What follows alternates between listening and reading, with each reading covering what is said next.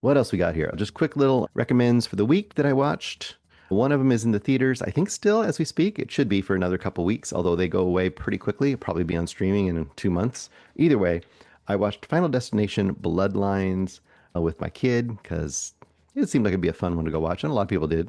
Directed by Zach Lipovsky and Adam B. Stein. I looked them up. I'm like, have they done anything else? Yes, they directed a pretty cool indie, low budget superhero-ish movie called Freaks. And that movie never gets talked about. And that movie is a pretty cool little movie. Anyway, Freaks, you should look into that.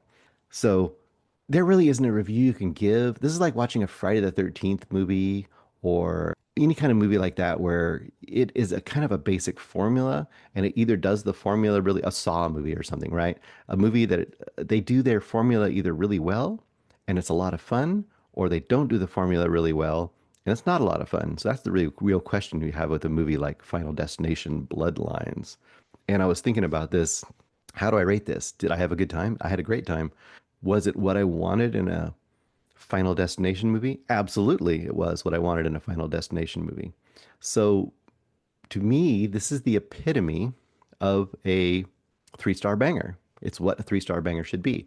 And I was thinking about this. Why are the Final Destination movies fun? And then some other ones that are like ongoing franchises, like other, I don't know, Saw or whatever. Although I like Saw movies okay too. But like, why are some of those other ones not as much fun to me as a Final Destination movie? And I was thinking to myself, because Final Destination movies are all about the crazy, once again, Rube Goldberg-esque, very mousetrap, the highly improbable mechanisms that lead to these crazy deaths. And the deaths are often kind of gory, but the gore isn't really the point. Like in a Terrifier movie, the gore is the point.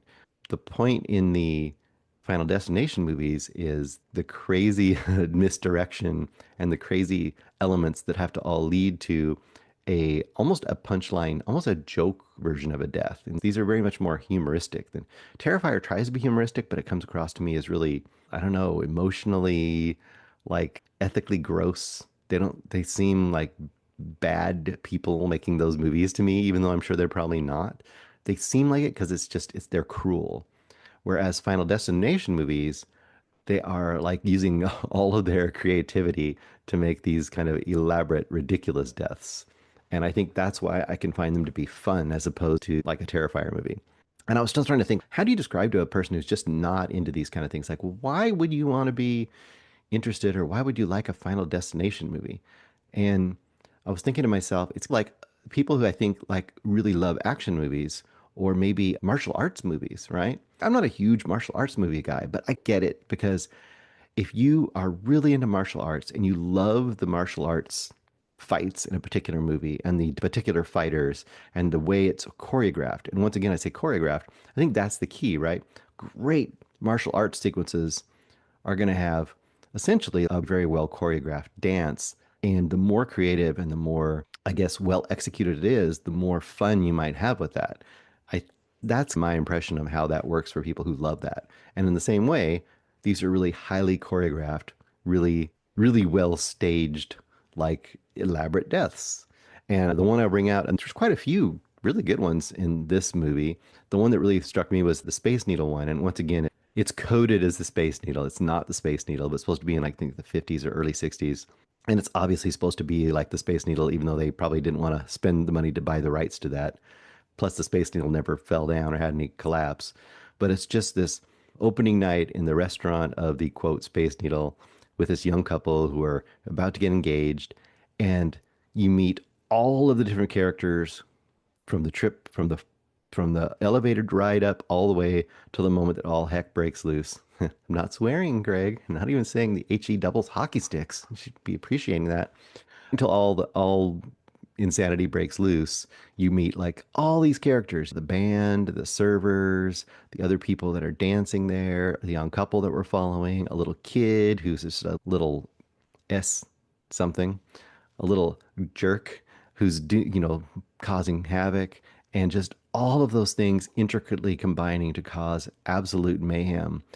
How it plays out is just fantastic. And then once again, it's a set piece. It could be a highly choreographed dance, highly choreographed fight sequence, or a highly choreographed, elaborate death sequence, which is what it is in Final Destination Bloodlines. Once again, had a lot of fun with this movie. Are the characters really interesting? Not really. You don't really care about the characters. It's just what's going to happen next. I will point out one other thing that I thought was really funny in this.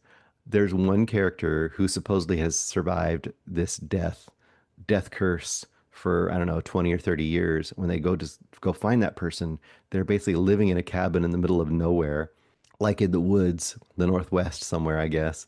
And the hilarious thing about it is, first of all, you're thinking like, well, how's that going to make them safer?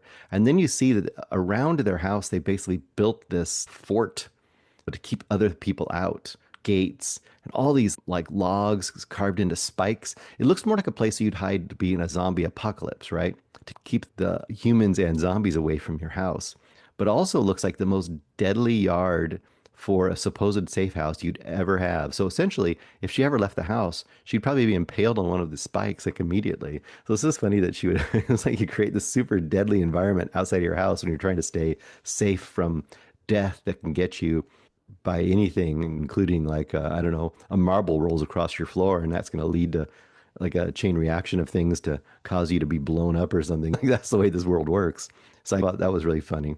Anyway, a lot of fun. 3-star banger. Hey guys, thanks so much for watching this video. For more movie and television reviews and interviews, please subscribe to my Deepest Dream channel. Like, comment, share, subscribe. And as always, thanks so much for your support. Take care.